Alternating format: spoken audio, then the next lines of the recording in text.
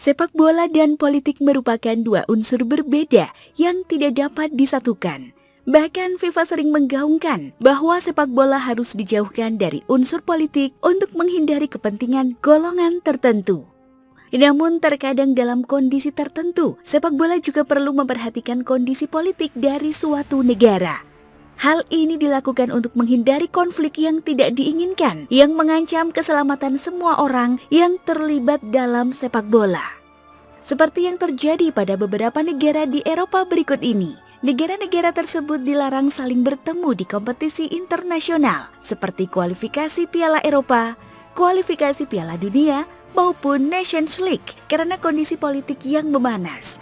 Jika mereka saling bertemu, apalagi dalam pertandingan dengan format kandang maupun tandang, dikhawatirkan akan membahayakan keselamatan para pemain maupun siapapun yang terlibat dalam pertandingan. Lalu negara manakah yang dimaksud? Mari kita bahas dalam episode hari ini.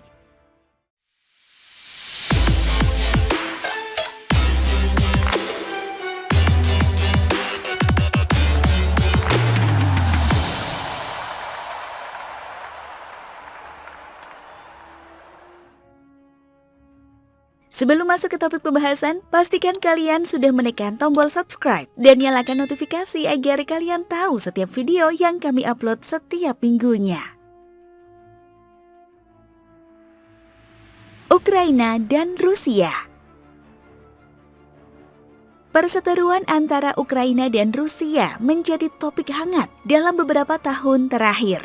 Dua negara bekas pecahan Uni Soviet ini memang sudah sejak lama saling bersih tegang. Apalagi sejak tahun 2014 yang diawali dengan perang saudara antara warga yang pro dan kontra dengan pemerintah di Ukraina. Kemudian konflik semakin memanas ketika Rusia mengambil alih wilayah Crimea dari tangan Ukraina. Konflik ini pun terus berlanjut sampai dengan sekarang. Kondisi ini membuat UEFA melarang dua negara tersebut saling bertemu sejak tahun 2014. Tidak hanya di level negara saja, namun UEFA juga memberlakukan hal yang sama pada level klub. Bahkan UEFA sampai menghukum Rusia dilarang tampil di semua kompetisi yang diselenggarakan UEFA dan FIFA sejak tahun 2022 akibat invasi mereka ke Ukraina. Hal ini membuat Rusia terpaksa melewatkan banyak kompetisi mayor seperti Piala Dunia dan Piala Eropa. Sebelum dilarang oleh UEFA pada 2014 silam, kedua negara ini memang sangat jarang bertemu. Tercatat sejak Uni Soviet bubar pada tahun 1992, hanya 2 kali saja Ukraina dan Rusia saling berhadapan. Momen langka ini terjadi pada babak kualifikasi Piala Eropa 2000 yang dimainkan pada tahun 1998 hingga 1999. Kosovo dan Serbia. Sebelum tahun 2008, Kosovo merupakan sebuah provinsi yang berada di negara Serbia. Namun karena perbedaan ideologis, Kosovo memilih untuk mendeklarasikan kemerdekaannya pada 17 Februari 2008. Tentu saja, tindakan Kosovo tersebut ditentang keras oleh pemerintah Serbia yang tidak mau mengakui kemerdekaan Kosovo. Meski begitu, kemerdekaan Kosovo telah diakui secara resmi oleh mayoritas negara-negara Eropa Barat. Sedangkan beberapa negara termasuk Serbia, Rusia, Tiongkok, sampai Indonesia pun belum mengakui kemerdekaan Kosovo. Meskipun Kosovo juga belum diakui oleh PBB, namun UEFA dan FIFA justru menerima negara ini sebagai anggota mereka. Namun untuk mencegah hal-hal yang tidak diinginkan, baik UEFA maupun FIFA sama-sama sepakat untuk melarang Kosovo bertemu dengan Serbia pada semua kompetisi. Kosovo dan Bosnia-Herzegovina. Selain dengan Serbia, Kosovo juga dilarang bertanding melawan Bosnia-Herzegovina. Alasannya karena kedua negara ini terlibat konflik ras dan agama sejak puluhan tahun yang lalu. Mayoritas penduduk Kosovo merupakan warga Albania penganut agama Islam, sedangkan warga Bosnia-Herzegovina didominasi ras Serbia yang menganut kepercayaan Kristen Ortodoks. Situasi yang tidak kondusif ini membuat UEFA tidak mau mengambil resiko untuk menggelar pertandingan Kosovo dengan Bosnia-Herzegovina. Apalagi Bosnia termasuk negara yang tidak mau mengakui kemerdekaan Kosovo. yang membuat pertandingan antar kedua negara tersebut juga sulit untuk diselenggarakan. Kosovo dan Rusia. Satu lagi negara yang dilarang bertemu dengan Kosovo pada pertandingan di bawah naungan UEFA adalah Rusia. Alasannya karena Rusia merupakan salah satu negara pendukung Serbia yang tentunya tidak mau mengakui kedaulatan negara Kosovo. Duel antara Kosovo dengan Rusia ini sudah dilarang sejak tahun 2019 silam. Saat itu pada pertandingan kualifikasi Piala Eropa Wanita 2022, Kosovo dan Rusia berada dalam satu grup yang sama. UEFA meminta laga antara Kosovo dan Rusia tersebut diselenggarakan di tempat netral yang akhirnya dimainkan di Jerman dan Turki untuk menghindari konflik yang semakin memanas.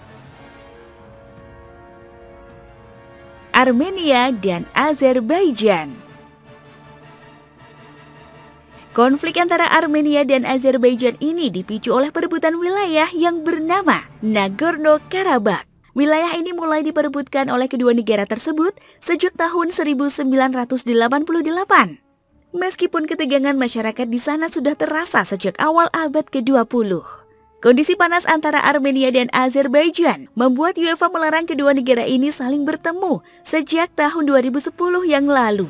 Bahkan laga final Europa League 2019, Henrikh Mkhitaryan yang merupakan pemain asal Armenia dilarang tampil membela Arsenal saat menghadapi Chelsea karena pertandingan final tersebut dimainkan di negara Azerbaijan. UEFA khawatir kehadiran Mkhitaryan di laga tersebut dapat memicu tensi tinggi masyarakat di sana. Spanyol dan Gibraltar. Gibraltar merupakan sebuah negara kecil yang berada di semenanjung Iberia dan berada di sebelah selatan negara Spanyol. Sejak dahulu Spanyol mengklaim bahwa Gibraltar merupakan bagian dari negara mereka. Sedangkan pihak Gibraltar sendiri mengakui bahwa mereka bagian dari persemakmuran Inggris. PBB sendiri memang sampai sekarang belum mengakui Gibraltar. Meski begitu, Gibraltar justru diakui oleh UEFA dan menjadi bagian dari konfederasi ini sejak tahun 2013 silam.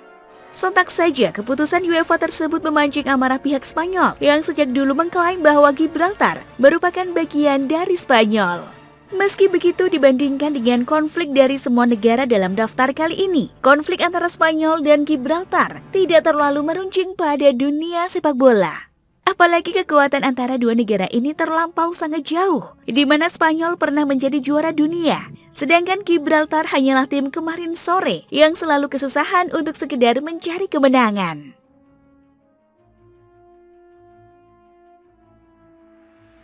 Sekian ulasan kita pada episode kali ini. Jika kalian menyukai konten sepak bola seperti ini, pastikan kalian sudah menekan tombol like dan subscribe. Jangan lupa tinggalkan opini kalian di kolom komentar. Terima kasih sudah menonton dan sampai jumpa di episode Futix ID lainnya.